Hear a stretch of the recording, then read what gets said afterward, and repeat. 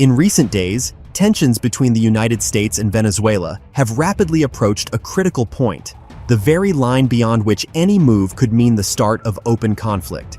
United States President Donald Trump announced that the country is preparing a ground invasion of Venezuela under the pretext of combating drug cartels. And according to a report by the reputable publication The Guardian, dated the 23rd of October 2025, he does not rule out ground strikes on the country's territory. This move is not just a sharp statement, it is a signal that Washington is considering scenarios that once seemed unthinkable for Latin America. Earlier this year, airstrikes and naval operations had already taken place. American bomber aircraft conducted training flights off the coast of Venezuela and even carried out strikes on ships transporting narcotics. According to Associated Press, a pair of heavy B-1 bombers flew near the Venezuelan coast as part of an exercise, which caused an uproar in Caracas. According to sources, the Pentagon is considering striking ground targets in Venezuela, which directly indicates that the situation is going beyond a standard anti-narcotics operation. From Washington's point of view, the argument is simple. Drug cartels linked to Venezuela are becoming an existential threat to the United States. In a column published by the Washington Post, it was noted that Trump is effectively merging the war on drugs with the war on terrorism, labeling cartels as terrorist organizations and justifying U.S. defense sector measures accordingly. From this perspective, a strike on Venezuela is the logical next step. If the cartels operate from within Venezuela and cross borders, then by the administration's logic, they become a legitimate target. The picture becomes even more intense as Venezuela does not stand aside. President Nicolas Maduro has announced the mobilization of troops, the Coast Guard, and regional forces, threatening a response to any invasion. According to Reuters, Caracas plans to significantly strengthen its military presence along its coasts and borders. From Venezuela's perspective, this is no longer just a war against drug trafficking. It is a war for sovereignty, for control over the world's largest oil reserves, and for the right not to be subordinated to Washington.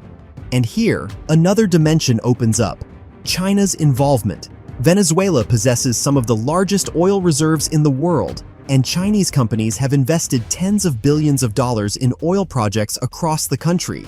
According to closed sources cited by leading media outlets, Maduro has appealed to Beijing for military assistance. Although there has been no official confirmation from the Chinese side, China's actions have not gone unnoticed. The Chinese Navy conducted exercises near the Venezuelan coast, which many in Washington and Caracas see as a sign that China is ready to intervene.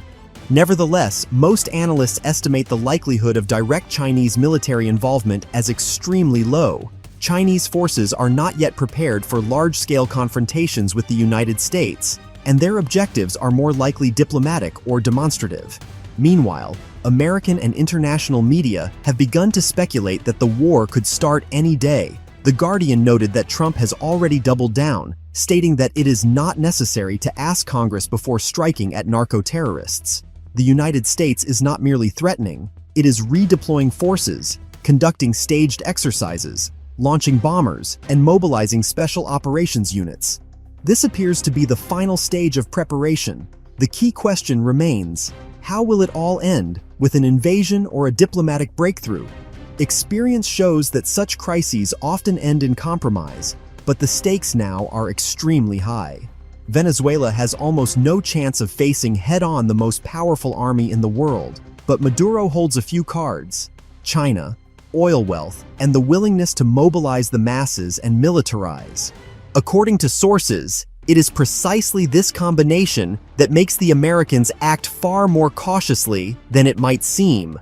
On the diplomatic front, China may become the very factor that prevents the war, even without deploying its own troops. The Chinese Navy's presence near Venezuela is more of a demonstration than a readiness for battle. Analysts emphasize that this is an act of pressure on the United States, but direct involvement is unlikely. At the same time, Venezuela is confident that China will protect it, and this confidence only heightens the tension. The situation is beginning to resemble a chess game with enormous stakes. The United States has repeatedly warned that the network of cartels, drug trafficking from Venezuela, and the use of the country as a base have gone beyond the realm of crime and entered the sphere of national security. Venezuela, in turn, responds with mobilization and accusations that the United States is preparing a raid on its resources and regime. If the United States decides to carry out a ground operation, it will either have to act without Venezuela's authorization, and likely in violation of international law, or wait for approval from Congress and its allies. But Trump has already said that there may be no formal declaration of war. This creates a legal vacuum and enormous uncertainty. The latest insider reports indicate that American generals in the South American Command recommend launching a limited ground operation using special forces to eliminate key cartel leaders, possibly with support from local units. Sources say the choice has been made in favor of a fast campaign with a minimal number of troops. However, this carries the risk of a large-scale backlash. Venezuela could declare itself a republic under arms, call on Latin American nations for assistance, and China, at least diplomatically, might step in. And so, we stand on the brink. Trump has openly declared his readiness to deploy troops. American bombers are operating off the Venezuelan coast. Venezuela is mobilizing and seeking China's help, and China is displaying its fleet. Everything looks like a staged prelude to war. The only question is when and how it will begin. All that remains is to watch and hope that war does not erupt in this region. Meanwhile, amid the growing crisis, rumors are spreading in Caracas that Venezuela has begun a covert mobilization not only of its army, but also of so-called People's Defense Units, paramilitary groups loyal to Maduro. According to the Spanish newspaper El País, this involves thousands of armed volunteers undergoing accelerated training in the south of the country.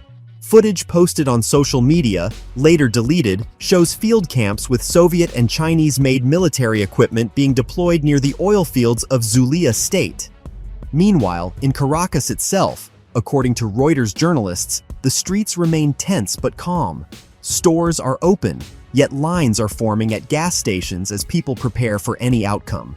Rumors are circulating that if an operation begins, President Maduro will declare a state of emergency and impose a curfew. Drones are increasingly seen in the skies, and at night residents hear the rumble of aircraft.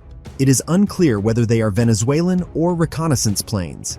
A heavy atmosphere of anxious anticipation hangs over the country, and no one knows what the morning will bring.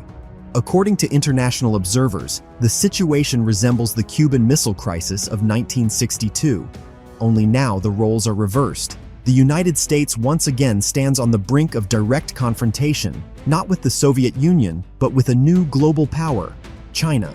And if reason and diplomacy saved the world from catastrophe back then, today everything will depend on whether leaders on both sides can hit the brakes in time.